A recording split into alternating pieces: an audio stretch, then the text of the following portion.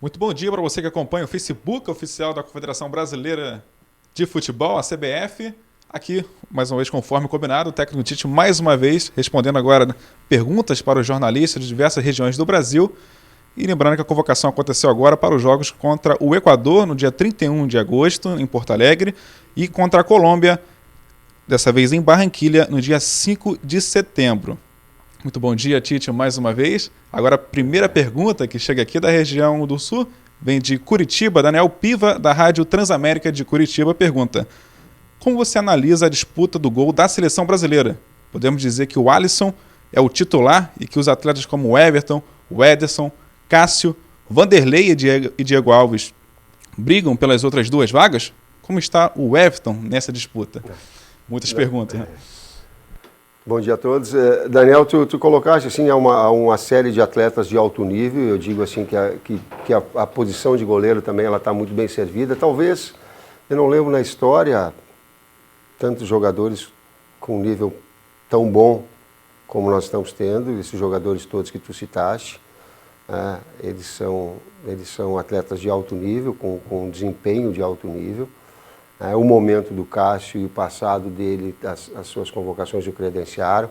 Agora o Everton, eu sei da real qualidade que tem, da grande atuação que teve na seleção olímpica, né, no seu desempenho, na sua regularidade ao longo do tempo. Então a gente está acompanhando. Estou citando dois, né, assim como o Ederson, assim como o Alisson.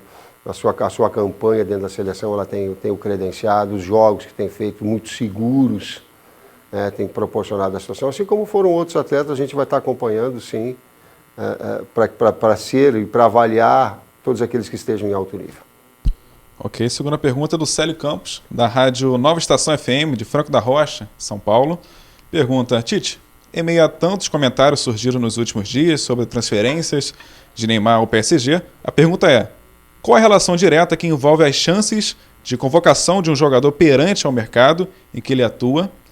Isso pesa ou não necessariamente para que o atleta seja lembrado? Isto é, visibilidade que nós temos é diferente da qual você se vale pela convocação que faz? A visibilidade é uma só, depende do acompanhamento que se tem, né? Mas quem produz e o desempenho é um só, ele é o único. O que a gente tem é a atenção e nos foi proporcionado toda uma possibilidade de acompanhamento dos seus treinamentos. Eu peguei o exemplo do Kleber e do Fábio Mascheredian, porque eles estiveram acompanhando em loco. E futebol é o que a gente vê e o que a gente sente. Futebol não é um exato que tu pega números, que tu pega estatísticas. Os números, os dados são feitos para que nós tenhamos a condição de ter conhecimento e interpretá-los para ter conhecimento. Senão eles ficam... Então a imagem que tu pega, eu não sei qual é a imagem, se ela é parcial, nós tentamos ter uma abrangência muito grande. A seleção brasileira nos permite isso, desse acompanhamento, dessa avaliação, para que a gente tenha a condição de ver o real desempenho de cada um. Próxima pergunta da TV Bandeirantes, do Amazonas, né, lá de Manaus, Orestes Lifati. Desculpa a pronúncia do Orestes, caso não esteja correta, né? Mas ele pergunta: antes de encarar a Colômbia, a seleção brasileira vai treinar 2 dias em Manaus. De uma certa forma, a passagem pela capital amazonense vai ser um momento de festejar ainda em solo brasileiro o resultado positivo nas eliminatórias? Orestes, pro torcedor, ele pode ser de comemoração. Para nós, ele é de preparação para o jogo e preparação para o Mundial. Nós atingimos uma nova etapa. Nós passamos... A gente passa a página e a partir de agora tudo é Copa do Mundo. A fase classificatória a gente antecipou ela, então todos esses jogos eles são preparatórios. Então é uma mensagem direta aos atletas, é uma mensagem direta ao torcedor para entender que nós estamos nos preparando para o primeiro jogo da Copa. Por quê? Porque nós antecipamos isso, então não tem sentido agora nós ficarmos, o torcedor sim, nós festejarmos, não, vamos antecipar, vamos pegar esse tempo que nos permite antes para fazer uma preparação antecipada. Esse é o sentido, cobrança de alto desempenho, exigência, pressão nesse aspecto, o faço e ele é na busca de excelência. Resultado eu não tenho condição de se assegurar, mas desempenho e pressionar e trabalhar para isso sim. Seleção que já jogou em Manaus, né? Jogou contra a Colômbia, ainda pela fase da eliminatória. Adriano de Carvalho, agora da cidade, que o Brasil vai disputar, de Porto Alegre, no 0 hora. O que o Renato Gaúcho, né, disse a você sobre o Arthur, do Grêmio? E por que Pedro Jeromel ficou fora da sua lista?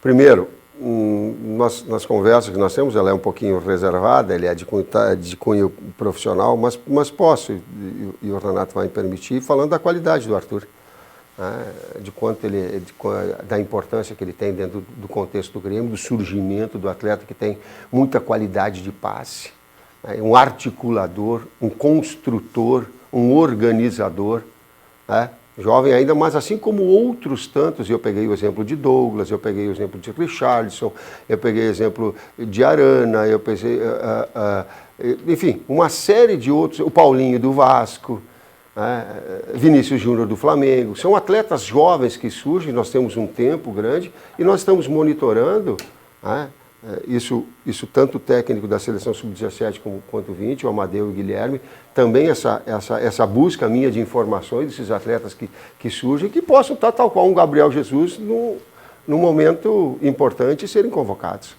A respeito de Jeromel, o Jeromel concorre com Gil, concorre com o Rodrigo Caio, foi muito difícil a minha escolha, com o Felipe do Porto, são todos atletas, com Davi Luiz, com o Gemerson, todos atletas importantes que foram convocados, eles estão nessa listagem, nesse grupo de atletas que a gente procura ter na coerência a justificativa. O que teve de importante até na convocação do Rodrigo Caio foi uma Olimpíada, onde ele foi muito bem, e as participações dentro da seleção, quando teve, também em alto nível. Mas confesso, em relação ao Jeromel, em relação a esses outros que eu falei, é difícil a escolha. São muitos nomes, né, Tite? É verdade. Lembrando que você pode participar também com a hashtag Gigantes por Natureza, nossa hashtag aqui de comunicação pelo Facebook. Agora, da Rádio Gaúcha, o Rafael Seixin pergunta qual a expectativa da recepção da torcida gaúcha na arena. Os conterrâneos. Rafael, eu tenho muito orgulho do local onde eu vim, da terra onde eu vim, de São Brás, de ser gaúcho. Sei do grau de exigência que o gaúcho tem, sei que ele não exige só resultado, ele quer, antes do resultado, que a equipe jogue bem. Eu tenho, e tu sabes também, a gente sabe disso, desse grau de exigência, e é isso que a gente vai procurar fazer. De alguma forma, de ter o carinho, a gente precisa desse apoio, os atletas precisam, eu tenho uma expectativa grande, eu vou retornar a primeira vez, Kleber, retornar para a nossa terra, estando técnico. Eu estou técnico da seleção brasileira, em algum outro momento vai estar um outro. Eu confesso que eu tenho uma expectativa também de um clube por onde eu passei e que abriu as portas para que eu pudesse dar um salto de qualidade, onde eu tenho pelo seu verar de um carinho e uma consideração, que tu não imagina o quanto, porque me ajudou muito a evoluir profissionalmente, de uma passagem pelo Internacional extremamente marcante, afora Caxias, Veranópolis e outros mais que eu tenha tido, e eu tenho uma expectativa, tomara que a gente seja recebido com carinho, eu torço para que seja assim. Tá certo, mais de 22 mil ingressos já foram vendidos na arena, né? Então a torcida aí pode acompanhar pelo site da CBF, cbf.com.br. Uma pergunta agora que envolve entrosamento de uma equipe, né? O Marcelo Bacergio, do Gazeta Esportiva de São Paulo, pergunta: na última Copa do Mundo, o Bayern de Munique foi a base da seleção alemã. O entrosamento que os jogadores trouxeram do clube teve certa influência na campanha da Alemanha em 2014. De que maneira você, Tite, pretende tirar proveito do fato de Neymar, Daniel Alves, Marquinhos, Thiago Silva e até mesmo Lucas agora jogarem juntos no Paris Saint-Germain, já visando o Mundial no ano que vem? Tem o Thiago Mota, e tem uma série de outros atletas. É notório, né, de que os atletas podendo participar juntos, eles emprestam um entrosamento, um jogar sem pensar dentro das características individuais e até enquanto relações humanas fora de campo. Claro que eles emprestam isso para a equipe. Que ele não é determinante, ele não é determinante. Inclusive para a titularidade, ele não é determinante. mas que isso facilita, eu digo assim, aqueles links, aqueles entrosamentos, aqueles setores onde eles possam trabalhar juntos, e essa relação fora de casa eles contribuem sim. O quanto é, eu não sei, mas contribui. Agora a pergunta que vem do Diário Pernambuco, de Recife, pergunta o Breno Costa. O que fez você optar por Roberto Firmino, que está em início de temporada, e não Diego Souza? Seria um critério de projeção para a Copa do Mundo? Passado, presente e futuro.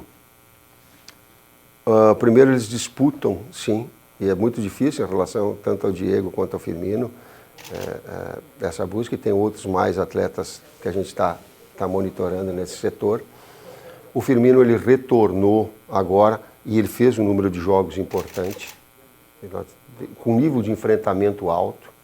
Liverpool enfrentando Roma, enfrentando, eu não sei, mas Bayern, nível de enfrentamento, com um número de jogos já bem, com uma condição física boa, e nisso estava o acompanhamento do Kleber e do Fábio Massareia. Então isso os credenciaram, e eles competem, assim como veio o Diego, assim como está o Firmino.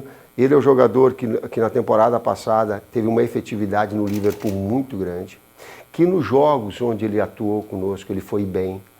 Lembro especificamente do jogo contra o Uruguai lá, e no gol do segundo do Paulinho ele faz uma tabela com o Coutinho, e ele gira e finaliza, e ela sai no chão e dá o rebote, e é o nosso segundo gol.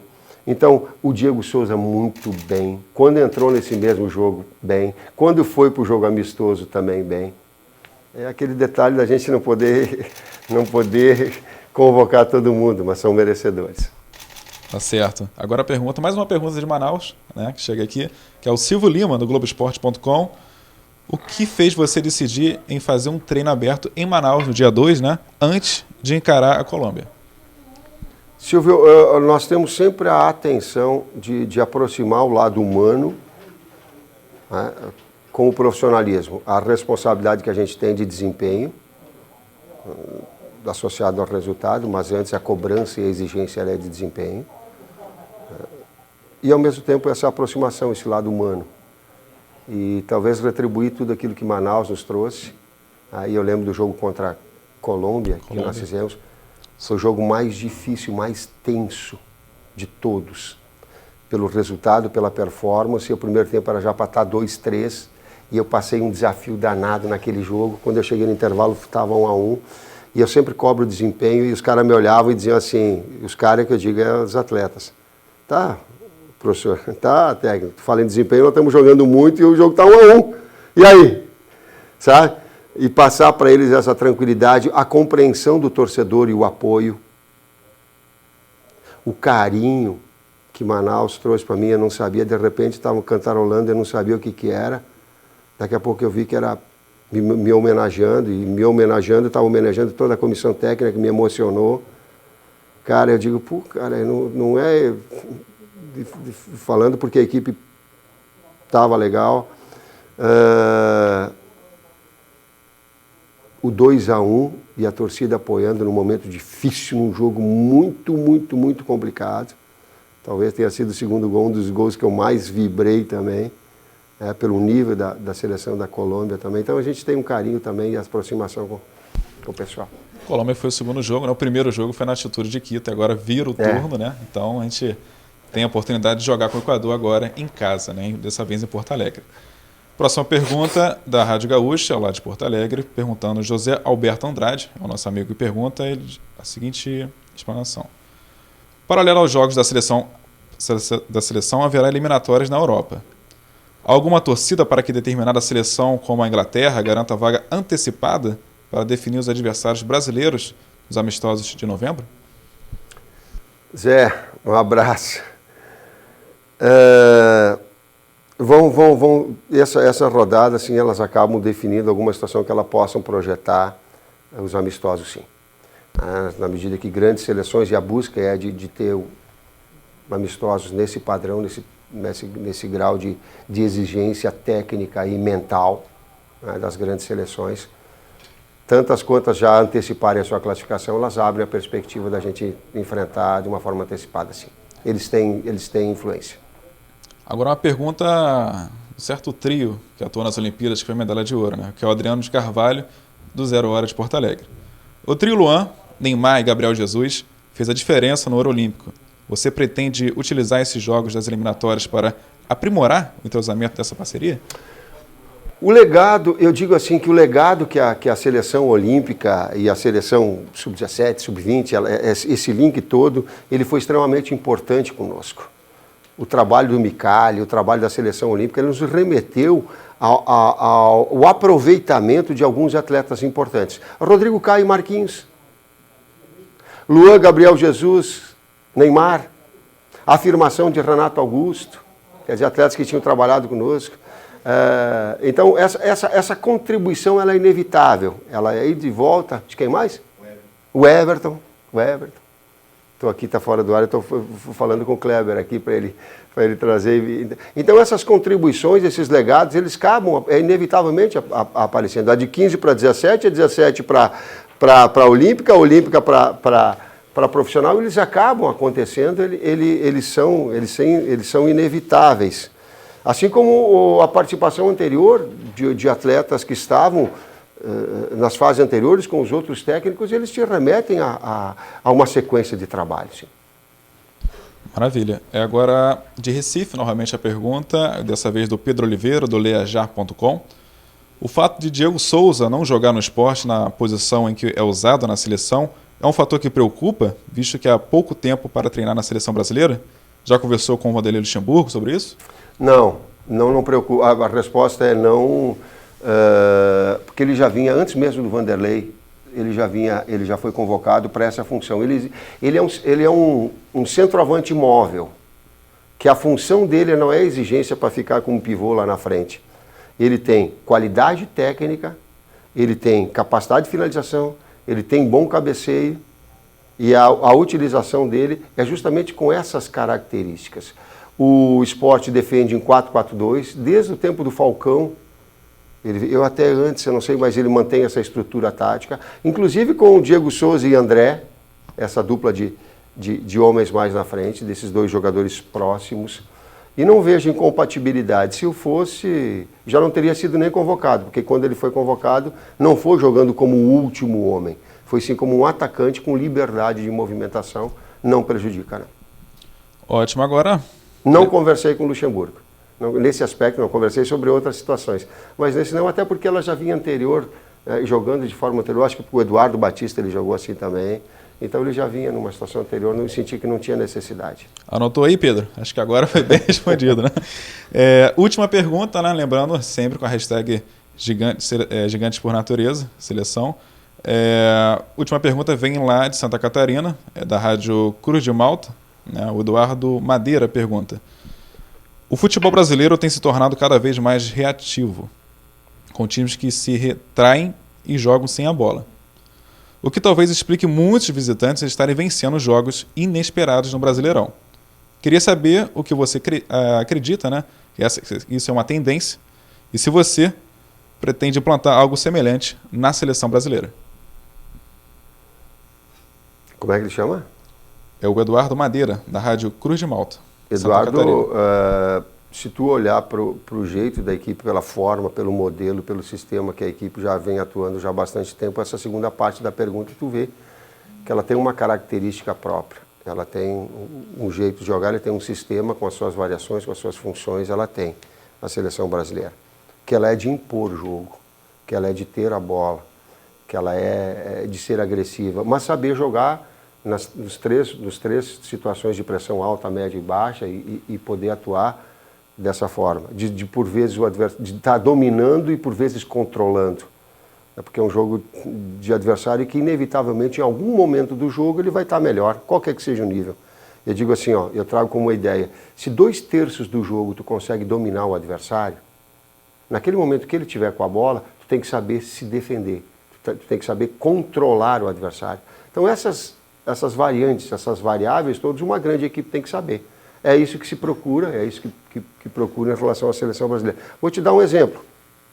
Nós marcamos baixo no primeiro gol contra a Argentina, e a gente saiu rápido e fez o primeiro gol. Ou vou te dar um outro exemplo. no jogo contra a Bolívia, a gente trabalhou a bola, ficou trocando passes. O último gol que a gente classificou contra o Paraguai, a gente ficou trocando passes de um lado para o outro, tocando, infiltrou, veio o Coutinho, flutuou, tabelou, infiltrou, gol. Então, trabalhar num plano mais avançado, num plano mais atrasado, isso é maturidade de equipe. Quanto a ser reativo no Campeonato Brasileiro, isso daí dá para ter churrasco para discutir, dá para ter comer uma pizza e a gente sentar numa mesa e ficar conversando sobre quais os motivos que tem acontecido. Um deles o poder econômico que vem e retira os principais atletas daqui. A outra é uma constatação, mas eu volto a dizer, não sei porquê. Dos últimos 5 campeonatos brasileiros, quando a gente chegava na metade do campeonato, eu falei isso na entrevista coletiva e estou retirando, a gente chegava na metade do campeonato, sempre tinha 5, 6 equipes postulantes ao título e jogando em alto nível. Hoje nós não temos. A gente tem 3 equipes, no máximo, jogando em alto nível e as outras todas procurando se ajustar. O Fluminense é um exemplo típico disso, usando uma série de garotos, né, até para buscar, e não tem a busca do entrosamento e de uma sequência própria. Então, os motivos disso eu não sei, mas que ele está abaixo, em relação a esses 5 últimos campeonatos, esse nível técnico ele está abaixo. Tá certo. Lembrando que você pode acompanhar, você amigo internauta que acompanha a entrevista com o Tite aqui pelo Facebook, pelo nosso site, cbf.com.br, todas as informações da seleção brasileira, competições, arbitragem, tudo você encontra lá. E também pelo Twitter e Instagram, @CBF_futebol. Twitter e Instagram, @CBF_futebol. Tite, aproveitando aqui que era uma seleção já classificada, né? Vou desejar muito obrigado, mas em russo, né? Desejar obrigado, você já sabe que é spasiba? Andou aprendendo um pouquinho? Um pouquinho, né? O spasiba é fácil, dá para lembrar bem, spasiba. E reiterando que é uma nova etapa agora. Isso é uma mensagem direta ao torcedor, aos atletas, que a partir de agora começou a Copa do Mundo, nós nos classificamos. Então, a partir de agora, a exigência ela é e continua sendo de alto nível. Ninguém vai baixar a guarda porque classificou, não. Começou a Copa do Mundo, Doble Ultra. Bom dia. Bom dia. Doble Ultra? Isso aí. Obrigado, pessoal que acompanha. Essa foi a entrevista, né, aqui no Facebook da CBF. Grande abraço. Até a próxima.